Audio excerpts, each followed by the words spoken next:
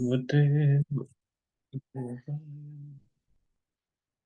Om Namo Bhagavate Vasudevaya Narayanam Namaskritya Naram Narottamam Devim Saraswatim Vyasam Tato Jayamudire Nashtaprayeshu Bhadreshu Nityam Bhagavata Sevaya Bhagavati Uttam Shloke Bhaktir Bhavati Naishtiki. So continuing with the discussion on Sri Chaitanya Charitamrita, Madhya Lila, Chapter 6, the liberation of Sarvabhauma Bhattacharya. Text 245 onwards. Bhattacharya kahe tare kari namaskare, tomara sambandhe prabhu kripa kaila more. Offering his obeisances to Gopinath Acharya, the Bhattacharya said, because I am related to you and you are a devotee, by your mercy, the Lord has shown mercy to me. Tumi Mahabhagavatami Tarka Andhe Prabhu Kripa Kaila More Tomara Sambandhe. You are a first-class devotee, whereas I am in the darkness of logical arguments. Because of your relationship with the Lord has bestowed his benediction upon me. Vinay Shuni Tushte Prabhu Kaila Alingana Kaila Yakara Ishvara Darshana. Sri Chaitanya Mahaprabhu was very pleased with this humble statement. After embracing the Bhattacharya, he said, now go see Lord Jagannath in the temple. So this humility of devotees is what pleases the Lord. Bhattacharya, Sarvabhauma Bhattacharya never said, oh, I was such a big scholar, that's why Mahaprabhu showed his mercy to me. He said, no, it's only because of Gopinath Acharya. And the Lord also shows his mercy because of some devotee connection, or devotee does his mercy on on some person, and the Lord shows his mercy. That's how it works anyway. Jagadananda Damodar Dui Sangelaya Gare Aila Bhattacharya Jagannath Dekhiya. After visiting the temple of Lord Jagannath, Sarvabhauma Bhattacharya returned home with Jagadananda and Damodar. Uttam Uttam Prasad Bahut Anila Nij Viprahate Dui Jana Sangedila. The Bhattacharya brought large quantities of excellent food remnants blessed by Lord Jagannath. All this prasadam was given to his own Brahman servant along with Jagadananda and Damodar. Nijkrit dui shlok likhiya tal paate Prabhu ke dila diha bali dila Jagadananda hate. Sarvabhauma Bhattacharya then composed 2 verses on the leaf of a palm tree. Giving the palm leaf to Jagadananda Prabhu, the Bhattacharya requested him to deliver it to Sri Chaitanya Mahaprabhu. Prabhu sthane aila duhe prasad patri laya Mukundatta patri nila tar hate paya. Jagadananda and Damodar then returned to Sri Chaitanya Mahaprabhu, bringing him both the prasadam and the palm leaf on which the verses were composed. But Mukundatta took the palm leaf from the hands of Jagadananda before he could deliver it to Sri Chaitanya Mahaprabhu. Dui shloka bahir bhite likhi harakhila Tabe Jagadananda Patri Prabhu Kehlaya Dila. Mukundatta then copied the 2 verses on the wall outside the room. After this, Jagadananda took the palm leaf from Mukundatta and delivered it to Lord Chaitanya Mahaprabhu. So why did he copy the 2 verses? Because he knew Mahaprabhu is going to tear up those palm leaves after seeing what he has written. Prabhu shloka padi patra chindi ya felila bhitiya dekhi bhakta sabha shloka kanthe kahila. As soon as Lord Chaitanya Mahaprabhu read the 2 verses, he immediately tore up the palm leaf. However, all the devotees read these verses on the outside wall and they all kept them within their hearts. The verses read as follows. So this is another beauty of devotees. Sometimes they don't listen to the Lord. Whatever the Lord says, this is because of their love for the Lord. Because the shloka is वैराग्य विद्या निज भक्ति योगा शिक्षार्थम एक पुरुषः पुराण श्री कृष्ण चैतन्य शरीरधारी कृपाम्बुधिर्यस्तम अहम प्रपद्ये. Let me take shelter of the Supreme Personality of Godhead Shri Krishna, who has descended in the form of Lord Chaitanya Mahaprabhu to teach us real knowledge, his devotional service, and detachment for whatever does not foster Krishna consciousness. He has descended because he is an ocean of transcendental mercy. Let me surrender unto his lotus feet. So this verse and the following verse are included in Chaitanya Chandrodaya Natak by Sri Kavi Karanapur. And next shloka. Kalanashtam bhakti yogam nijam yaha pradush kartum Krishna Chaitanya nama avirbhuta stasya padara vinde galam galam liyatam chitta bringa. Let my consciousness, which is like a honeybee, take shelter of the lotus feet of the Supreme Personality of Godhead, who has just now appeared as Sri Krishna Chaitanya Mahaprabhu, to teach the ancient system of devotional service to himself. This system had almost been lost due to the influence of time. See, the verses, they're basically the ecstasy of Sarvabhauma Bhattacharya. But Mahaprabhu did not like to be called the Supreme Lord. So that's why he tore up the verses, but tore up the palm leaves. But the devotees had already memorized those. As Lord Krishna states in Bhagavad Gita, Yada yada hi dharmasya glanirabhavati bharat. Whenever and wherever there is a decline in religious practice or descendant of Bharat and a predominant rise of irreligion, at that time I descend myself. This is also the case with Chaitanya Mahaprabhu's appearance. Chaitanya Mahaprabhu appeared in this world as a disguised incarnation of Krishna, but his appearance is confirmed in Srimad Bhagavatam, Mahabharata, and other Vedic scriptures. He appeared in order to teach the fallen souls in this material world, for in this age of Kali, almost everyone has become attached to fruitive and ritualistic activities and mental speculation. Consequently, there was a great need to revive the system of devotional service. The Lord himself personally came down disguised as a devotee so that the fallen populace might take advantage of the Lord's example. So only devotees could understand that Chaitanya Mahaprabhu is Sri Krishna himself. And once Sarvabhauma Bhattacharya had the mercy of the Lord, so he could understand. Otherwise, even he himself wasn't able to understand. At the conclusion of the Bhagavad Gita, Lord Krishna advised complete surrender unto him, promising all protection to his devotee. Unfortunately, people are so fallen that they cannot accept the instructions of Lord Krishna.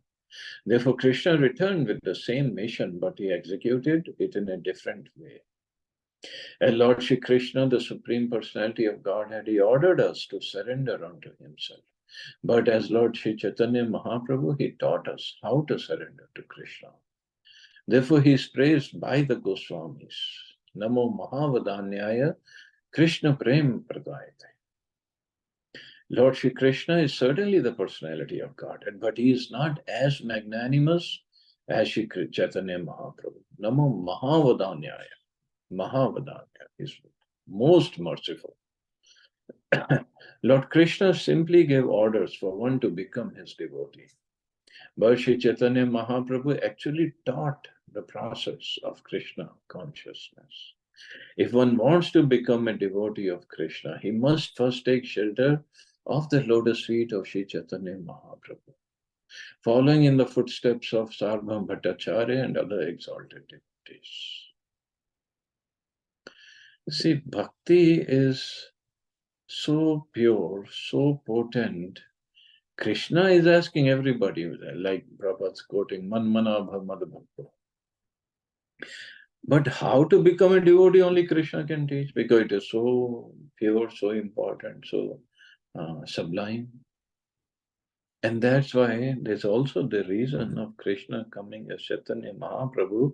Mahaprabhu did not come in the mood of the God. He came in the mood of a devotee. He took the mood of Srimati Radharani, the best, the greatest of all devotees. So when that mood is coming, so he's not in the mood of the Supreme Lord, he's in the mood of a devotee, the Supreme devotee, telling us how to become devotee of Krishna to whatever extent we can. We just need to follow that mood, that and get the mercy also. Mahaprabhu Radharani is very, very merciful. So with that mood, when Krishna came, he only came to give us bhakti. এই দুই শ্লোক ভক্ত কণ্ঠে রত্নহার সার্বভৌমের কীর্তি ঘোষে Dhaka Vadyakara. These two verses composed by Sarvam Bhattacharya will always declare his fame, his name and fame as loudly as a pounding drum, for they have become pearl necklaces around the necks of all devotees. Pearl necklaces. Everybody memorized these verses and they all glorified Sarvabhauma Bhattacharya, the wonderful verses that he have written, and showing his realizations, his devotion. And this is another quality of devotees. They're never jealous of each other. They're never envious. They're very happy if somebody gets some mercy. And when they glorify each other, they also make progress. Of course, Mukundatta, Jagadan, they don't need to make progress, but they also setting example for us to follow. All these associates of Chaitanya Mahaprabhu, we just need to follow their examples.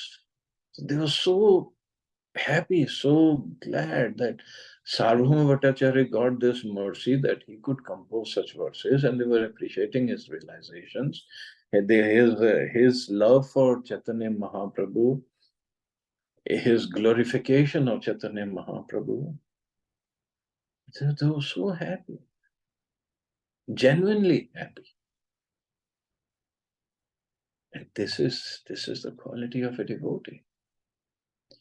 Sarvabhauma Hela Prabhur Bhakta Ekatan Mahaprabhur Seva Vina Nahi Janyan. Indeed, Sarvabhauma Bhattacharya became an unalloyed devotee of Chaitanya Mahaprabhu. He did not know anything but the service of the Lord. Shri Krishna Chaitanya Shachi Sutta Guna Dhama Ei Dhyana Ei Japa Lai Ei Nam. The Bhattacharya always chanted the holy name of Shri Krishna Chaitanya, son of Mother Shachi and reservoir of all good qualities. Indeed, chanting the holy names became his meditation. So he forgot all the Vedanta Sutra and the commentaries of Shankaracharya and everything else. All he was doing is thinking of Mahaprabhu and chanting the holy name. एक दिन सार्वभौम प्रभु आगे आइला नमस्कार करी श्लोक पढ़ते लगिला. This is another wonderful incident. One day Sarvabhauma Bhattacharya came before Chaitanya Mahaprabhu and after offering obeisances began to recite a verse. Bhagavatera Brahmastavera Shloka Padila Shloka Shesha Dui Akar Patha Firaila. He began to quote one of Lord Brahma's prayers from Srimad Bhagavatam, but he changed two syllables at the end of the verse. Tatyanukampam susamikshmano bhunjane vatma kritam vipaka hridvag vapurbhir vidadhan namaste jiveta yubhakti pade sadai bhak. Bhattacharya recited, one who seeks your compassion and thus tolerates all kinds of adverse conditions due to the karma of his past deeds, who engages always in your devotion service with his words, mind and body, and who always offers obeisances unto you is certainly a bona fide candidate for becoming your unalloyed devotee.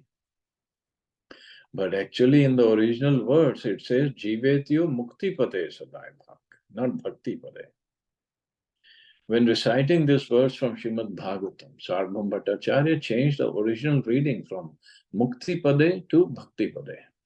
Mukti means liberation and merging into the impersonal Brahman effulgence. Bhakti means rendering transcendental service unto the Supreme Personality of Godhead. Because of having developed pure devotional service, Bhattacharya did not like the word Mukti Pade, which refers to the impersonal Brahman feature of the Lord. However, so this is the point Mahaprabhu will explain. He was not authorized to change a single word in Srimad Bhagavatam, as Sri Chaitanya Mahaprabhu will explain. Although Bhattacharya changed the word in his devotional ecstasy, Sri Chaitanya Mahaprabhu did not approve of it. Again, a great lesson. We cannot change the scriptures. We cannot change any word or word about the word, not even a single syllable we can change. They're not for us to change. We are nobody. We just need to follow. That's all. Prabhu kahe mukti pade iha pathahaya, bhakti pade kena pada ki tumara ashaya. Sri Chaitanya Mahaprabhu immediately pointed out, in that verse, the word is mukti pade, but you have changed it to bhakti pade. What's your intention? Bhattacharya kahe bhakti samanahe mukti phala bhagavad bhakti vimukhera hahe danda kevalam. Sarvabhauma Bhattacharya replied, the awakening of pure love of Godhead, which is a result of devotional service, far surpasses the liberation from material bondage. For those averse to devotional service, merging into Brahman effulgence is a kind of punishment. In the Brahmanda Purana, it is said, Siddha lokastu tamasa kare yatra vasantihi siddha brahma sukhe magna daityascha harina hata. In the Siddha Loka, Brahma Loka, they are living two kinds of living entities. Those who are killed by the Supreme Personality of Godhead due to their having been demons in the previous lives, and those who are very fond of enjoying the impersonal effulgence of the Lord. The word tamasa means the covering of the universe. Layers of material elements cover the universe, and outside these coverings is an impersonal Brahman effulgence. If one is destined to remain in the Lord's impersonal effulgence, he misses the opportunity to render service to the personality of Godhead. Therefore, devotees consider remaining in the impersonal Brahman effulgence a kind of punishment. In fact, Prabodhanand Saraswati has said that this mukti is like going to hell, is hellish. Kavalyam narakayate, he said. Sometimes devotees think of merging into the Brahman effulgence, and consequently they are promoted to Siddhalok. Because of their impersonal understanding, they are actually punished. Sarvabhauma Bhattacharya continues to explain the distinction between Mukti Pada and Bhakti Pada in the following verses.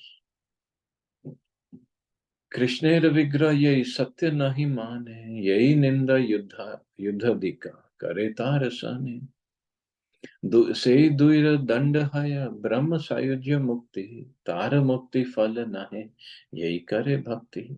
Bhattacharya continued, the impersonalists who do not accept the transcendental form of Lord Shri Krishna, and the demons who are always engaged in blaspheming and fighting with him, are punished by being merged into the Brahman effulgence. But that does not happen to the person engaged in the devotion service of the Lord. See, the demons who are always fighting and blaspheming Lord and the impersonalists, they all get the same destination, merging into Brahman effulgence. So what's the point? यद्यपि से मुक्ति है पंच प्रकार सालोक्य सामीप्य सारूप्य सारसी सायुज्यार. The 5 kinds of liberation: Salokya, Samipya, Sarupya, Sarshti, and Sayujya. Salokya means that after material liberation, one is promoted to the planet where the Supreme Personality of Godhead resides. Samipya means remaining an associate of the Supreme Personality of Godhead. Sarupya means attaining a four-handed form exactly like that of the Lord. Sarshti means attaining opulences like those of the Supreme Lord. And Sayujya means merging into the Brahman effulgence of the Lord. These are the 5 types of liberation. Salokyadi chari yadi hai seva dwar, tabu kadachit bhakta kare angikaram.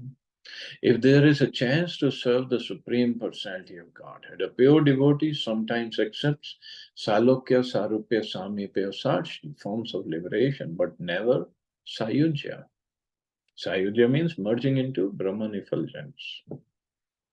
Sayujya shunite bhaktir hai ghrina bhaya, narak vanchya tabu Sayujya na laya. A pure devotee does not like even to hear about Sayujya Mukti, which inspires him with fear and hatred. Indeed, the pure devotee would rather go to hell than merge into the effulgence of the Lord. Srila Prabodhanand Saraswati has sung Kavalyam Narakayate. The impulseless conception of becoming one with the effulgence of the Lord is exactly like hell. Therefore, of the 5 types of liberation, the first 4, Salukya, Samipya, Sarupya, and Sarshti, are not desirable because they can be avenues of service to the, are not so undesirable, because they can be avenues of service to the Lord. Nonetheless, a pure devotee of Lord Krishna rejects even these types of liberation. His only aspiration, he only aspires to serve Krishna birth after birth. He is not very interested in stopping the repetition of birth, for he simply desires to serve the Lord, even in hellish circumstances. Consequently, the pure devotee hates and fears Sayujya Mukti, merging into the effulgence of the Lord. This merging is due to an offense committed against the transcendental loving service of the Lord, and therefore it is not at all desirable for a pure devotee. So that's why Sarvam Bhattacharya said, this Mukti Pade is not the right word. I don't like it. Brahma Ishware Sayujya Duita Prakara, Brahma Sayujya Haite, Ishwar Sayujya Kahara.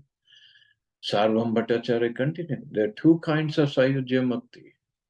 Merging into the Brahman effulgence and merging into the personal body of the Lord. Merging into the Lord's body is even more abominable than merging into his effulgence. Now, who merges into the personal body of the Lord? According to the opinion of the Mayavadi Vedantists, the living entity's ultimate success is to merge into the impersonal Brahman. The impersonal Brahman or bodily effulgence of the Lord is known as Brahmaloka or Siddhaloka. According to Brahma Samhita, Yasya Prabha Prabhavato Jagadanda Koti. The material universes are generated from the bodily rays of the Supreme Personality of Godhead. Yogis who follow the principles of Patanjali accept the personality of the Absolute Truth, but they want to merge into the transcendental body of the Supreme Lord. That is their desire. Being the greatest authority, the Supreme Lord can easily allow many millions of living entities to merge into his body. The origin of everything is the Supreme Personality of Godhead, Bhagavan, and his bodily effulgence is known as Brahm Jyoti, Brahmaloka or Siddhaloka. Thus, Brahmaloka or Siddhaloka is a place where many spark-like living entities, parts and parcels of the Supreme Lord, are assembled. Because these living entities do not wish to keep their individual existences, they are combined and allowed to remain in Brahmaloka like so many atomic particles of sunshine emanating from the sun. So, oh, long purport, I didn't realize that. I guess we'll take the whole purport tomorrow again. I want to discuss this. So I guess we can stop here. We'll take up the shloka again tomorrow. See anybody has any questions or comments?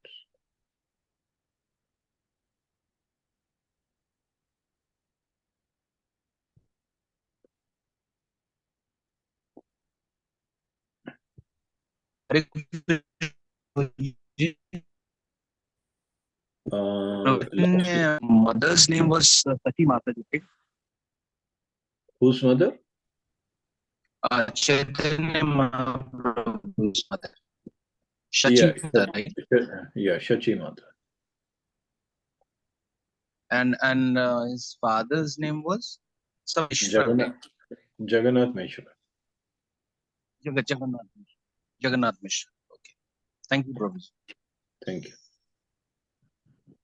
Okay, you all have a safe and wonderful day. Hare Krishna. Hare Jai Shri Krishna. Done with pranam. Thank you, Prabhuji.